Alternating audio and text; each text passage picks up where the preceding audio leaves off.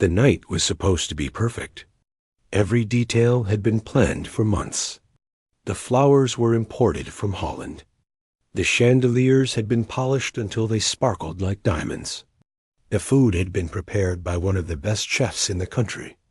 And in the center of the grand ballroom, sitting under a spotlight, was a beautiful black piano that cost more than most people earn in a year. Richard Calloway stood at the entrance of the Grand Elysian Hotel ballroom, checking his watch for the 100th time. He was the CEO of Meridian Enterprises, one of the biggest technology companies in the country. Tonight was the most important night of his career. Investors from 12 different countries were flying in for this gala. If everything went well, his company would receive enough funding to expand across the globe.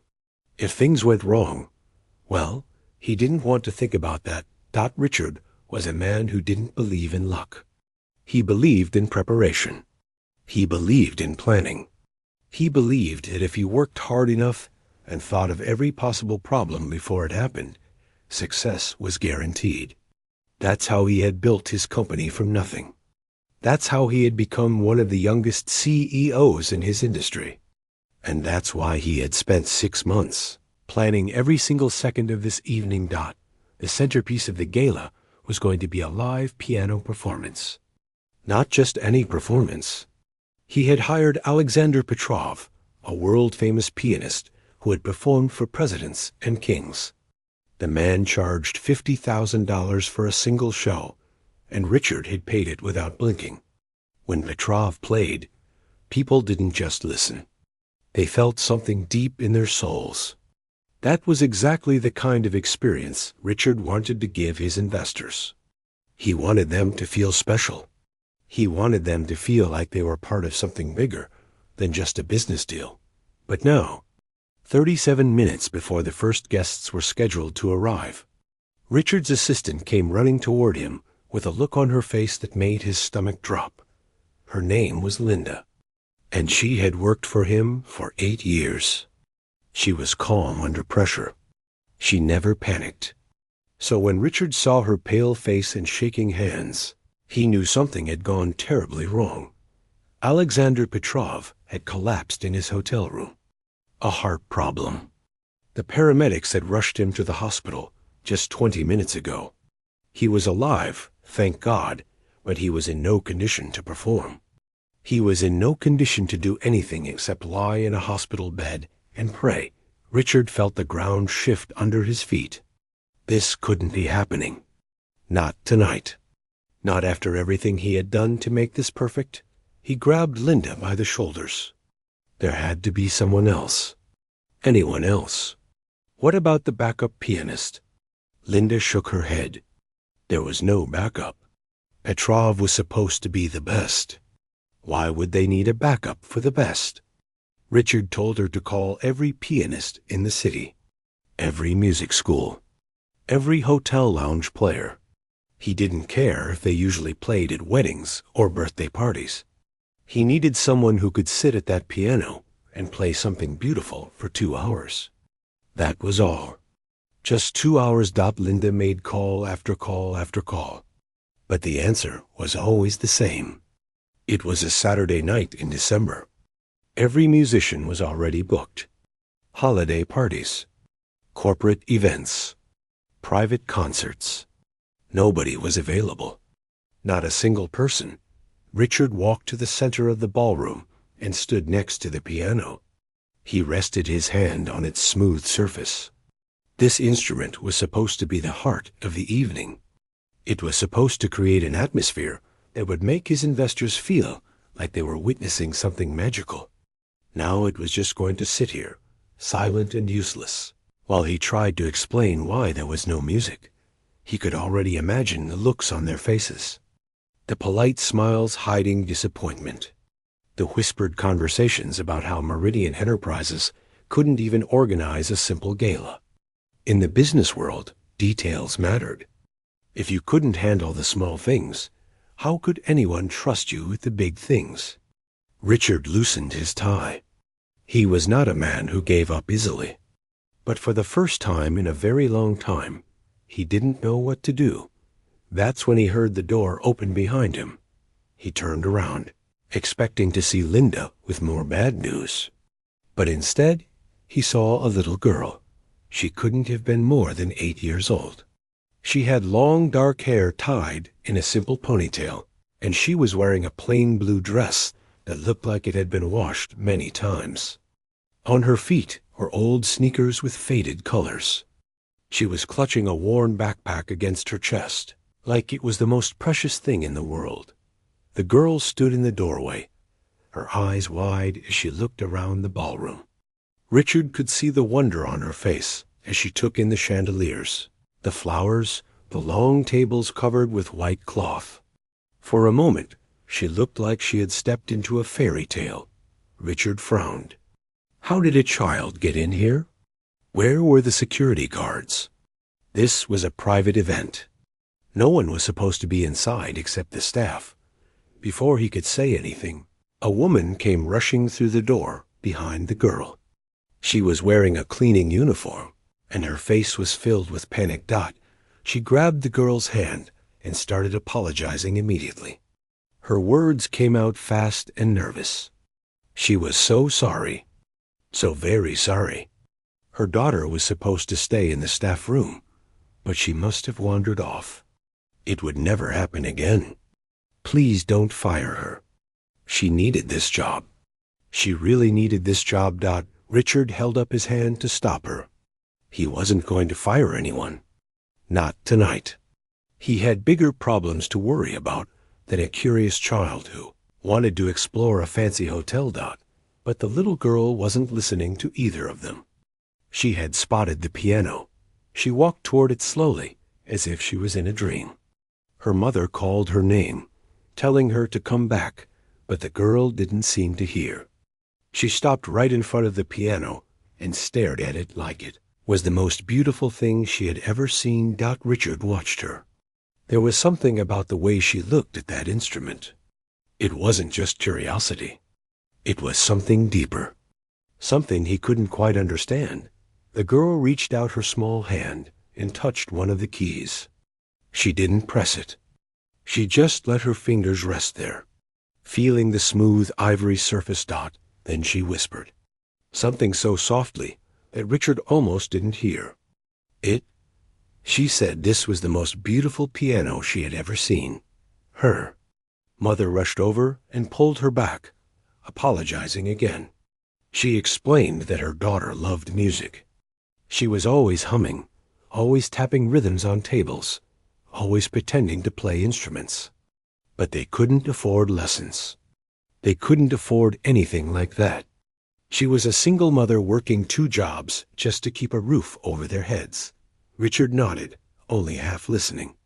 His mind was still racing, trying to figure out what to do about the empty stage and the missing pianist. But then the mother said something that made him stop. She said her daughter had taught herself to play piano by watching videos on an old phone. She practiced every single day on a keyboard she had drawn on a piece of paper. Just a picture of piano keys on cardboard. That was all she had. And somehow, she had memorized entire songs just by watching and listening and practicing on something that couldn't even make a sound. Richard looked at the little girl again. She was still staring at the piano with those big, hopeful eyes, and somewhere in the back of his mind, a crazy idea started to form.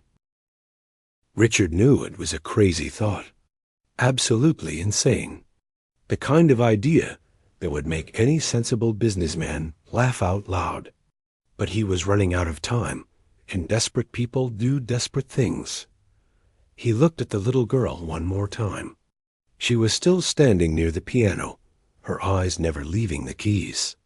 Her mother was holding her hand, ready to pull her away and disappear back to the staff room where they belonged. Richard heard himself speak before he could stop the words. He asked the girl if she could play. The mother's face went white. She started shaking her head immediately.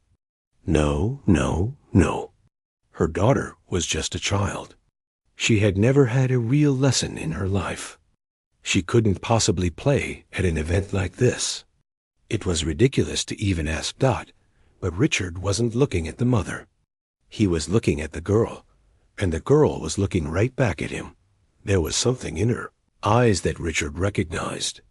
He had seen it before, many years ago, when he looked in the mirror as a young man with nothing but dreams and determination. It was hunger. Not the kind of hunger for food. The kind of hunger for something more. The kind of hunger that makes people do impossible things. He asked the girl again. Could she play? Even a little bit? The girl nodded slowly. She said she could play a lot of songs. She had learned them all by herself. She practiced every single day, even when her fingers got tired, even when her mother told her it was time for bed. Richard glanced at his watch. 28 minutes until the guests arrived. He had nothing to lose. Absolutely nothing. The worst that could happen was that this child would play a few clumsy notes, and he would have to find another solution. But at least he would know. He gestured toward the piano and told the girl to show him. The mother stepped forward, panic rising in her voice. She said this wasn't right. Her daughter wasn't prepared for something like this. She was just a little girl from a poor family. She didn't belong in a place like this. What if she made a mistake? What if she embarrassed herself? The mother couldn't bear to see her daughter feel ashamed. Richard understood the mother's fear. He really did. But he also understood something else. Sometimes, the people who don't seem to belong are exactly the ones who change everything. He promised the mother that nothing bad would happen. If the girl played and it didn't work out, that would be the end of it. No judgment. No criticism. He just wanted to hear her play one song. Just one. That was all he was asking. The mother looked at her daughter.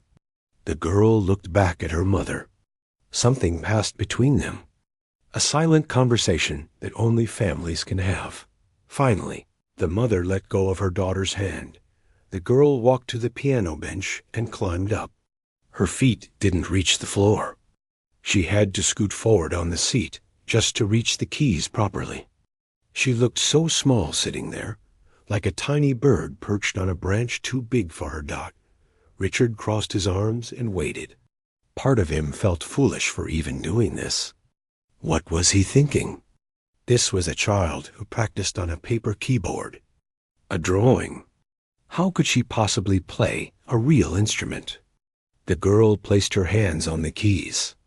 She closed her eyes and took a deep breath, and then she began to play. The first notes filled the ballroom, like sunlight breaking through clouds. Richard felt his arms drop to his sides. His mouth fell open just a little bit. He couldn't believe what he was hearing. She was playing Chopin, one of the most difficult pieces ever written for piano. The kind of piece that professional musicians practice for years before they can perform it properly. The kind of piece that separates good pianists from great ones.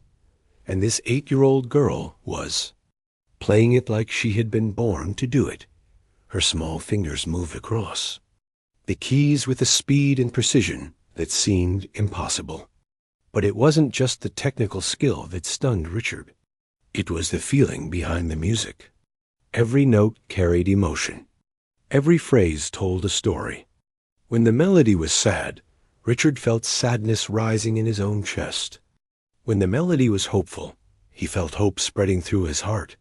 He had heard Alexander Petrov play many times. He had heard some of the greatest pianists in the world. But he had never heard anything quite like this. This wasn't just music. This was magic. Richard looked at the mother. Tears were streaming down her face. She had one hand pressed against her mouth, trying to hold back the sobs that wanted to escape. She had heard her daughter play before, but never like this. Never on an instrument that could truly bring her music to life. The girl played for almost 4 minutes without stopping.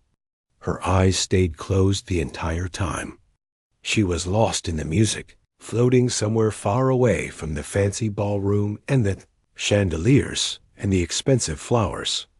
When she finally played the last note, the silence that followed was so heavy that Richard could feel it pressing against his skin.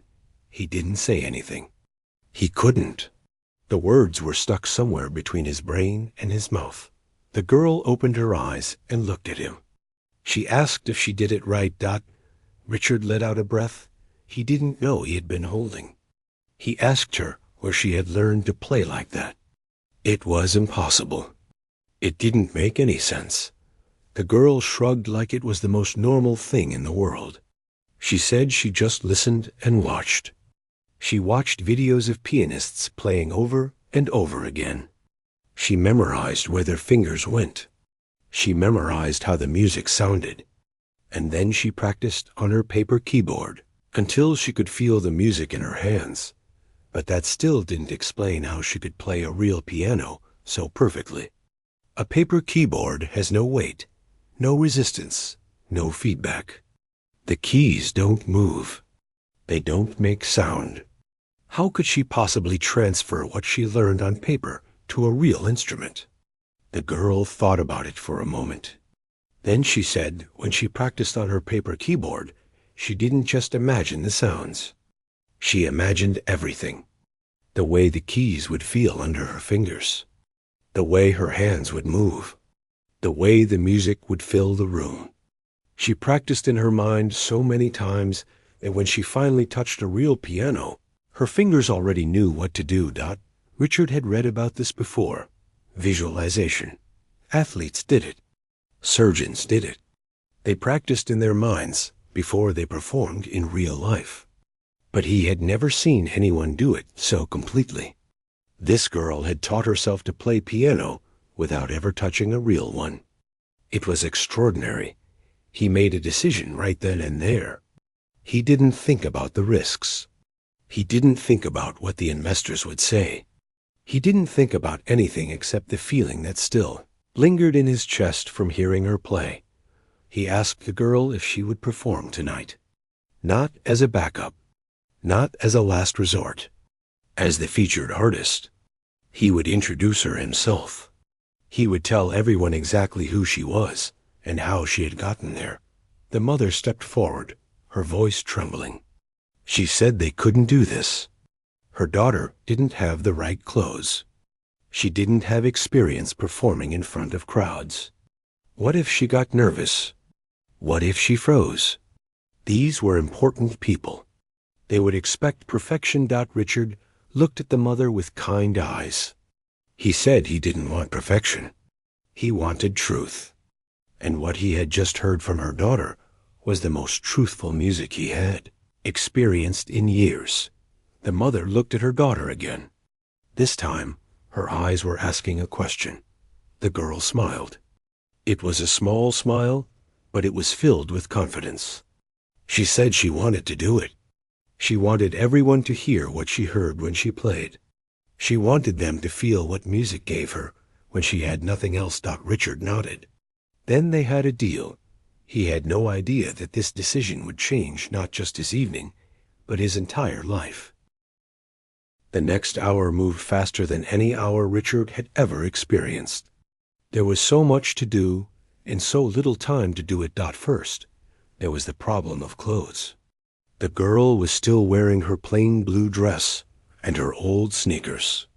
Richard called one of the hotel staff and asked if they had anything more suitable. The staff member disappeared and came back 15 minutes later with a simple white dress that belonged to her own daughter. It wasn't fancy. It wasn't expensive. But it was clean and pretty, and when the girl put it on, she looked like a little angel.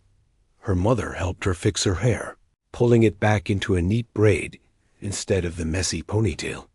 They didn't have any ribbons or clips, so the mother used a small piece of white cloth from her cleaning supplies. It wasn't perfect, but it worked. Richard watched them from across the room. The mother's hands were shaking as she braided her daughter's hair. He could see how nervous she was, how scared. This was a world she had only seen from the outside, through windows and television screens. She cleaned the rooms where rich people slept. She scrubbed the floors where they walked. She had never imagined that her daughter would stand among them as an equal, but the girl seemed calm, almost too calm. She sat perfectly still while her mother worked on her hair, humming softly to herself. When Richard asked her if she was nervous, she shook her head and said she was just thinking about what she wanted to play. Richard asked her what she had decided. The girl was quiet for a moment. Then she said she didn't want to play Chopin tonight. She wanted to play something else, something she had written herself. Richard felt his heart skip a beat. She wrote music too? This child, who had never touched a real piano until an hour ago, also composed her own songs? The girl nodded like it was nothing special. She said she had lots of songs in her head. They came to her when she was falling asleep, or when she was walking to school, or when she was sitting alone while her mother worked. She heard melodies everywhere, in the sound of rain hitting the window, in the rhythm of footsteps on the street, in the way people talked and laughed and cried. Richard didn't know what to say. He had met many talented people in his life, brilliant engineers, creative designers, visionary leaders, but he had never met anyone quite like this little girl. He asked her what her song was about. The girl's eyes changed. Just for a second, the brightness dimmed. She said the song was about her father. Richard felt the air in the room grow heavy. He looked at the mother, who had stopped braiding and was staring at the floor. The girl continued in a soft voice. She said her father had been sick for a long time. He couldn't work anymore, so her mother had to take 2 jobs just to pay for his medicine. But even with all that medicine, he kept getting worse. And then, 2 years ago, he went to sleep one night and didn't wake up. Richard's throat tightened.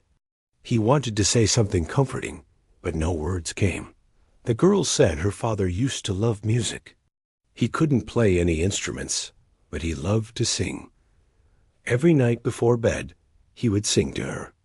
Old songs, happy songs, silly songs that made her laugh. And even when he was so sick that he could barely move, he would still hum softly while she sat beside him. After he died, the girl said she started hearing music in her head all the time. At first, she thought she was imagining things, but the melodies kept coming, one after another. So she started trying to play them. That's when she drew her paper keyboard. That's when she started watching videos and teaching herself, because she wanted to turn the music in her head into something real, something she could share with other people. The song she wanted to play tonight was the first song she ever wrote. She wrote it the week after her father's funeral. It was her way of saying goodbye to him, her way of keeping him close. Richard took a deep breath. He looked at this small girl in her borrowed white dress, and he saw something that made his eyes sting. He saw strength, the kind of strength that most adults never find in their entire lives. He told her that her song sounded perfect for tonight. The girl smiled. It was the first real smile Richard had seen from her. And in that smile, he saw her father. He didn't know what the man looked like, but somehow he could feel him. Right there in the room with him, the guests started arriving at 7 o'clock sharp. They came in expensive cars and designer clothes. Men in tailored suits, women in elegant gowns, jewelry that sparkled under the chandeliers, watches that cost more than houses. Richard stood at the entrance, greeting each one personally. He shook hands with investors from Japan, Germany, Brazil, and Saudi Arabia. He smiled at their wives and answered their questions about the company. He acted like everything was going according to plan, but inside, his stomach was churning. What was he doing? These people had flown halfway around the world to see a world-class performance. They were expecting Alexander Petrov, a legend in the music world. Instead, they were going to get an 8-year-old girl who had never performed in front of an audience before. An 8-year-old girl who had learned piano on a piece of paper. If this went wrong, it wouldn't just be embarrassing. It would be a disaster. His reputation would be ruined. His company would become a joke. Everything he had worked for his entire life could crumble in a single evening. But then he remembered the way the girl had played in the empty ballroom. He remembered the feeling that had washed over him when he heard those first notes. He remembered the tears on the mother's face and the goosebumps on his own arms. No, this wasn't a mistake. This was something special. He just had to trust it. The dinner went smoothly. The food was delicious. The wine was excellent. The conversation flowed easily around the tables. Richard watched his guests laughing and talking, completely unaware of what was about to happen. At 9 o'clock, it was time for the main event. Richard walked to the small stage at the front of the ballroom. He picked up the microphone and waited for the room to quiet down. Hundreds of eyes turned toward him. Powerful people, important people, people who could make or break his future with a single phone call. He took a deep breath and began to speak. He told them that tonight's performance was going to be different from what they expected. He told them that the scheduled pianist had suffered a medical emergency and couldn't be there. A murmur went through the crowd. He saw frowns. He saw confusion. He saw a few people reaching for their phones, probably ready to leave early. But then Richard held up his hand and asked them to wait. He told them that sometimes life surprises us. Sometimes when everything seems to go wrong, something extraordinary happens. Tonight, he had discovered something extraordinary. Someone extraordinary. He asked them to welcome a very special young artist to the stage. The side door opened, and a little girl walked out. She moved slowly across the ballroom floor, her borrowed white dress swaying gently with each step. Her old sneakers had been replaced with simple black shoes that were slightly too big for her feet. Her hair was neatly braided with that small piece of white cloth. She looked tiny against the grand backdrop of the ballroom. Fragile, completely out of place. Richard heard the whispers starting immediately. He saw the raised eyebrows and the skeptical glances. A few people actually laughed. Others shook their heads in disbelief. One man leaned over to his wife and said something that made her smirk. The girl reached the piano and climbed onto the bench. Just like before, her feet didn't touch the floor. She had to scoot forward just to reach the keys. She sat there for a moment, perfectly still.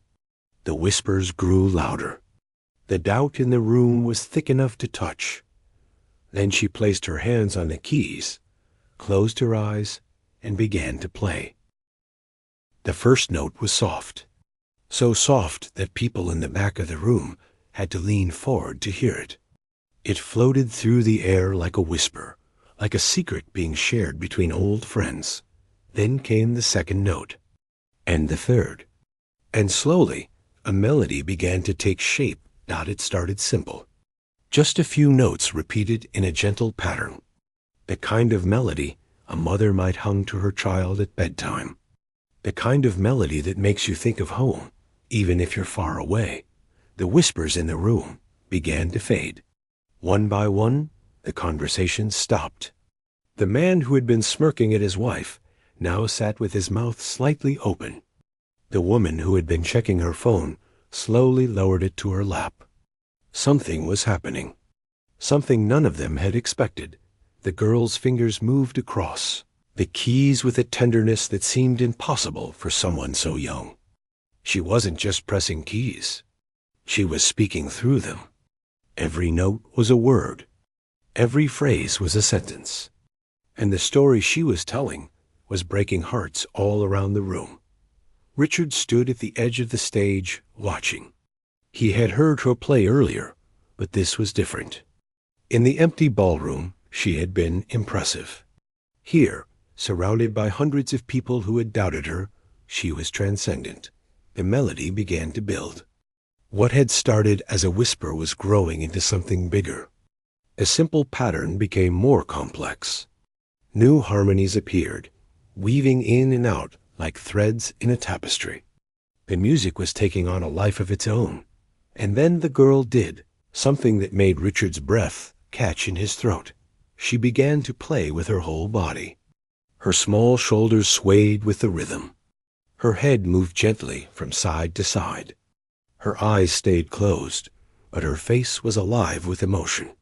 Joy, sadness, love, loss. Everything she felt was written on her features for everyone to see. This wasn't a performance. This was a confession, a prayer, a love letter to someone who was no longer there. Richard thought about what she had told him earlier.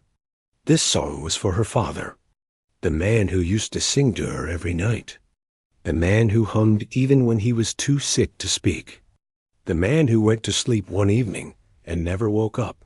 Now Richard could hear him in the music. He could hear the lullabies. He could hear the laughter. He could hear the final goodbye that a little girl never got to say out loud. The melody reached its peak. The notes rang out strong and clear, filling every corner of the ballroom. It was the sound of memory, the sound of holding on to someone even after they're gone, the sound of a daughter telling her father that she would never forget him.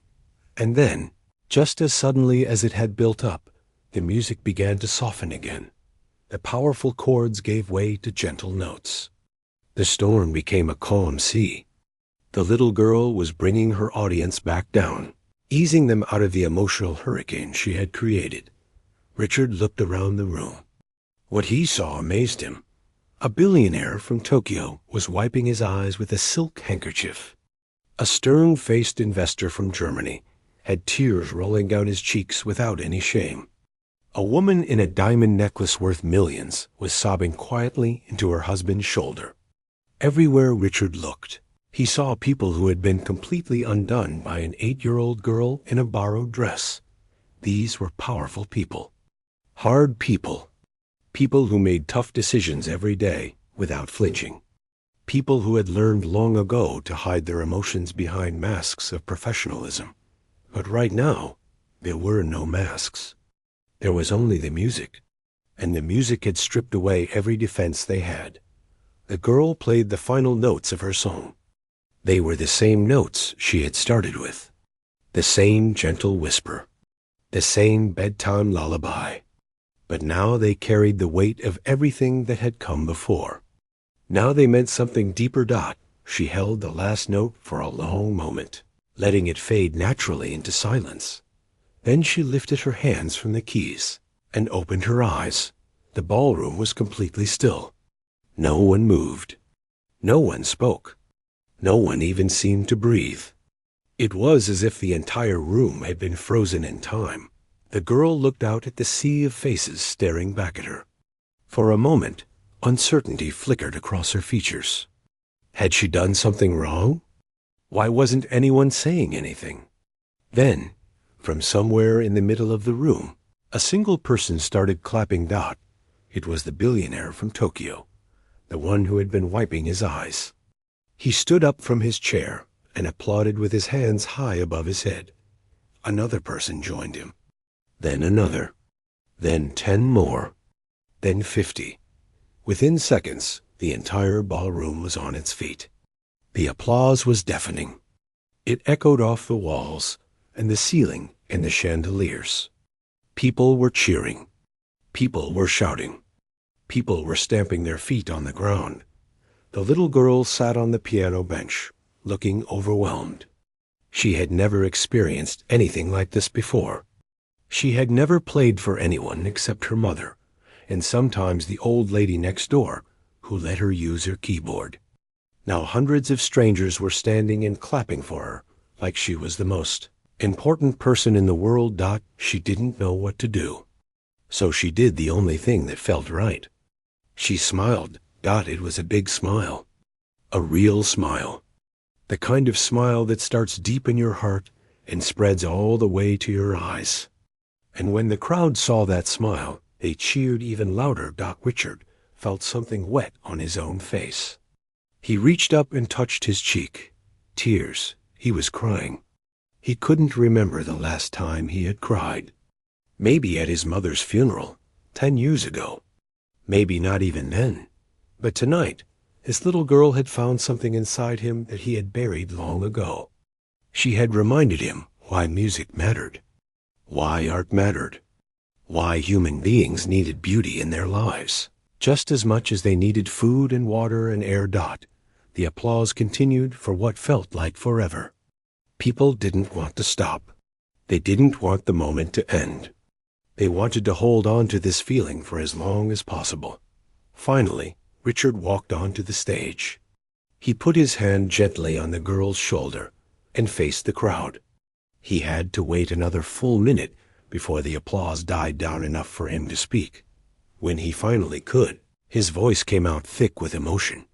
He told them that he had been in business for 25 years. He had seen incredible things. He had met remarkable people.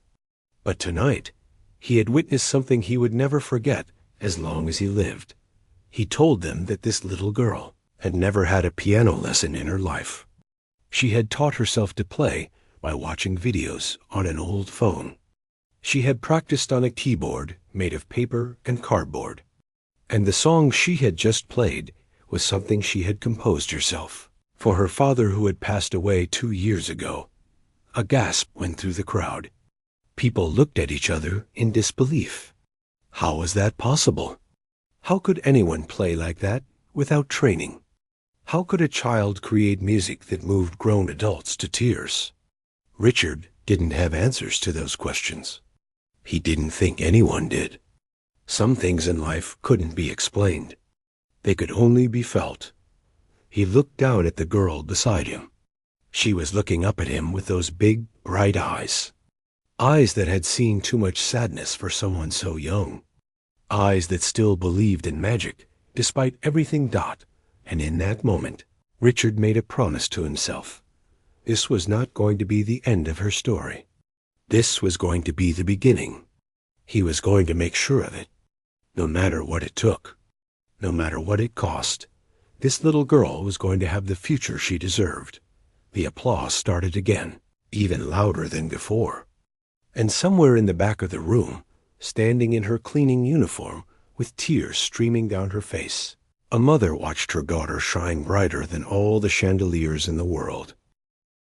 The night didn't end when the applause finally stopped. In many ways, it was just getting started. After the performance, people lined up to meet the little girl. Billionaires and executives who usually had assistants schedule every minute of all. Their time stood patiently in a queue just to shake her hand. They wanted to tell her how beautiful her music was. They wanted to know more about her story. They wanted to be close to something pure and real in a world that often felt fake and cold. The girl handled it all with a grace that surprised everyone, including her mother. She thanked each person politely. She answered their questions honestly. When they told her she was talented, she simply said that music was her best friend, and she was happy to share it. One investor, a woman from Switzerland who ran one of the largest banks in Europe, knelt down so she could look the girl in the eyes. She asked what the girl wanted to be when she grew up. The answer came without hesitation. She wanted to be a piano teacher. She wanted to help other kids learn music, especially kids who didn't have money for lessons. She wanted to show them that you don't need expensive things to make beautiful sounds. You just need to listen with your heart and practice with your hands. The woman from Switzerland stood up with tears in her eyes. She turned to Richard and said she wanted to fund this child's entire musical education, whatever it cost. The best teachers, the best schools, the best instruments. She would pay for all of it. Before Richard could respond, another investor stepped forward, a man from Brazil who owned shipping companies across South America. He said he wanted to contribute as well. He would match whatever the Swiss woman offered. Then a third investor spoke up, and a fourth, and a fifth. Within minutes, Richard was surrounded by some of the wealthiest people on the planet, all of them wanting to help a little girl they had met less than an hour ago. They weren't doing it for publicity. They weren't doing it for tax breaks. They were doing it because something had touched them that night. Something had reminded them of what really mattered in life. Richard raised his hands and asked everyone to quiet down. He said he had an idea. Instead of each person giving money separately, why not create something bigger? Something that could help not just this one girl, but thousands of children like her? He proposed starting a foundation, a music foundation, that would provide instruments, lessons, and opportunities to children from poor families. Children who had talent but no means. Children who dreamed of making music but couldn't afford a piano. The foundation would be named after the little girl who had inspired it all. The room erupted in agreement. People pulled out their phones and started making calls to their financial advisors. By the end of the night, Richard had commitments for over $12 million. $12 million to build a future for children who had never been given a chance. The girl didn't understand most of what was happening. The numbers were too big. The plans were too complicated. But she understood one thing. She understood that her music had done something good, and that made her happier than she had ever been. Her mother stood in the corner, watching everything unfold. She was still wearing her cleaning uniform. She hadn't had time to change. But nobody looked at her like she didn't belong anymore. Instead, people approached her with respect. They congratulated her for raising such an incredible daughter. They asked how she had supported the girl's talent without any resources. The mother didn't have a fancy answer. She said she just believed in her daughter, even when things were hard, even when there was no money for food, let alone music lessons. She believed that her little girl had something special inside her, and she did everything she could to protect that spark. 1 year later, everything had changed. The girl was now studying at one of the most prestigious music academies in the country. She had her own piano, a beautiful instrument that sat in the living room of the new apartment she shared with her mother. It wasn't a mansion. It wasn't fancy. But it was warm and safe and filled with music every single day. She had given concerts in 5 different countries. She had been featured in magazines and newspapers around the world. People called her a prodigy, a genius, a miracle. But she didn't pay much attention to those words. She was still the same girl who had learned to play on a paper keyboard. She still thought of her father every time she sat down at the piano. Richard had stayed in her life, not as a boss or a benefactor, but as something like a grandfather. He visited her often. He listened to her practice. He took her and her mother out for ice cream on Sunday afternoons. He had never had children of his own, and this little girl had filled a space in his heart that he didn't know was empty. His company had done well, too. The investors from that night had all signed contracts. The funding had come through. Meridian Enterprises was now bigger than ever. But Richard didn't care about that as much as he used to. His priorities had shifted. He spent less time in board meetings and more time working on the foundation. He personally reviewed applications from children who wanted music scholarships. He visited schools in poor neighborhoods and listened to kids play on broken instruments. He often told people that the night of the gala was the night his life really began. Everything before that had been preparation. Everything after was what truly mattered. The foundation grew faster than anyone expected. Within 2 years, it had provided instruments to over 3,000 children. It had funded music programs in schools that couldn't afford them. It had sent talented kids to summer camps and workshops where they could learn from the best teachers in the world. And every year, on the anniversary of that December night, the foundation held a special concert. Children from the program performed on stage, showing everyone how far they had come. The little girl always played too, not as the star, but as one musician among many. She liked it better that way. At one of these concerts, a reporter asked her what she remembered most about the night that started it all. The night she walked into a ballroom where she didn't belong and played a song that changed everything. She thought about it for a long moment. She thought about the fear on her mother's face. She thought about the tall man in the fancy suit who gave her a chance. She thought about the piano. It felt like it had been waiting for her all her life. Then she smiled and gave her answer. She said she remembered not being nervous. Everyone thought she would be scared, playing for all those important people. But she wasn't. She was just excited to share something she loved. She wanted them to feel what music gave her during the hardest days of her life. She wanted them to hear her father's voice in the notes. The reporter asked if she thought they heard it. The girl nodded. She said yes. She knew they did. Because when she opened her eyes after the last note, she saw tears. And tears meant that the music had reached their hearts. That was all she ever wanted. She still wanted the same thing today. Every time she sat at a piano, whether it was in a concert hall or a tiny classroom or her own living room, she played to reach hearts. She played to remind people that beauty exists even in the darkest times. She played to honor her father, who taught her that music was love made audible. And somewhere, she believed, he was still listening, still humming along, still proud of the little girl who turned a paper keyboard into a dream that touched the world. The end.